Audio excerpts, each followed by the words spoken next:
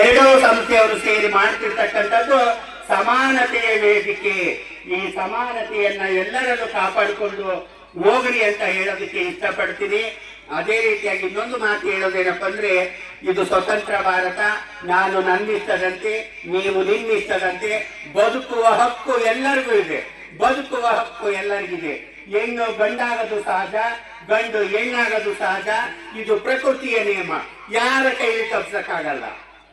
ಮುಂದೊಂದು ದಿನ ನಿಮ್ಮ ಹೊಟ್ಟೆಯಲ್ಲಿ, ನಿಮ್ಮ ಮಕ್ಕಳ ಹೊಟ್ಟೆಯಲ್ಲಿ, ನಿಮ್ಮ ಮೊಮ್ಮಕ್ಕಳ ಹೊಟ್ಟೆಯಲ್ಲಿ ನನ್ನಂತ ಮಗು ಹುಟ್ಟಿದ್ರೆ ದಯವಿಟ್ಟು ಆ ಮಗುವನ್ನು ಹೊರಗೆ ಹಾಕಬೇಡ್ರಿ. ಆ ಮಗುಗೆ ಹಣ ಮಾಡಬೇಡ್ರಿ, ಅಂತಸ್ತು ಮಾಡಬೇಡ್ರಿ, ಐಶ್ವರ್ಯ ಮಾಡಬೇಡ್ರಿ. ಆ ಮಕ್ಕಳಿಗೆ ವಿದ್ಯಾಭ್ಯಾಸವನ್ನು ಕೊಡಿಸ್ರಿ.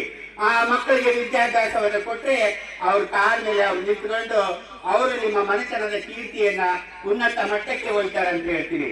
ಇವತ್ತು ನಮ್ಮ ಕರ್ನಾಟಕದಲ್ಲಿ 1% ಮೀಸಲಾತಿ ಕೊಟ್ಟಿದ್ರೆ, ನಮ್ಮವರೇ 4 ಜನ ಟೀಚರ್ ಆಗಿದ್ದಾರೆ, ನಮ್ಮವರೇ 4 ಜನ ಪೊಲೀಸರಾಗಿದ್ದಾರೆ, ಒಬ್ರು PDO ಆಗಿದ್ದಾರೆ, ಒಬ್ರು ಗೆಸ್ಟ್ ಲೆಕ್ಚರರ್ ಕೆಲಸ ಮಾಡ್ತಾ ಇದ್ದಾರೆ, ಒಬ್ರು PhD ಮಾಡ್ತಾ ಇದ್ದಾರೆ. ಅದೇ ರೀತಿ ನಿಮ್ಮ ಮಕ್ಕಳಿಗೆ ಓದೋದಕ್ಕೆ ಅವಕಾಶವನ್ನು ಮಾಡಿಕೊಟ್ರೆ ಅವರು ಸಹ ಮುಂದೊಂದು ದಿನ ಮಂಜಮ್ಮನತನ ಸಾಧಕರಾಗಿ ನಿಮ್ಮ ಮನೆತನದ ಕೀರ್ತಿಯನ್ನ ಉನ್ನತ ಮಟ್ಟಕ್ಕೆ ಹೋಗ್ತಾರೆ ಅಂತ ಹೇಳೋದಕ್ಕೆ ಇಷ್ಟಪಡ್ತೀನಿ. ನಾನು ಅವಾಗಲೇ ಹೇಳಿದೆ, ನಾವಿಲ್ಲಿ ಯಾರೂ ದೊಡ್ಡರಲ್ಲ, ನಾವು ನೀವು ಎಲ್ಲರೂ ಸಮಾನರು.